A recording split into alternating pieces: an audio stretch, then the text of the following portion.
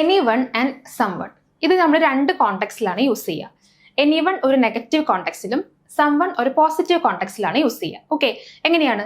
Anyone എന്ന് നമ്മൾ പറയുമ്പോൾ ആരോടും എന്നുള്ള മീനിങ് ആണ്. ഓക്കെ, നമ്മൾ ആരോടും പറയില്ല. ഓക്കെ, അപ്പൊ ഒരു നെഗറ്റീവ് ആയിട്ടുള്ള ഒരു കാര്യമല്ലേ. റെയർലി, നോട്ട് എനിവൺ എന്ന് പറയുമ്പോൾ ഒരു നെഗറ്റീവ് ആയിട്ടുള്ള കാര്യമാണ്, ആരോടും പറയില്ല. സംവൺ എന്ന് പറയുന്നതോ കുറച്ച് പേരോടെങ്കിലും പറയും, അപ്പൊ ഒരു പോസിറ്റീവ് അല്ലേ. സംവൺ എന്ന് പറയുന്നത് കുറച്ച് പേർ എന്നുള്ള. ഓക്കെ, ചിലർ, കുറച്ച് പേർ എന്നുള്ള. പക്ഷെ കറക്റ്റ് ആയിട്ട് സ്പെസിഫിക് ആയിട്ട് ഇന്ന ആളെന്നൊന്നും പറയുന്നില്ല.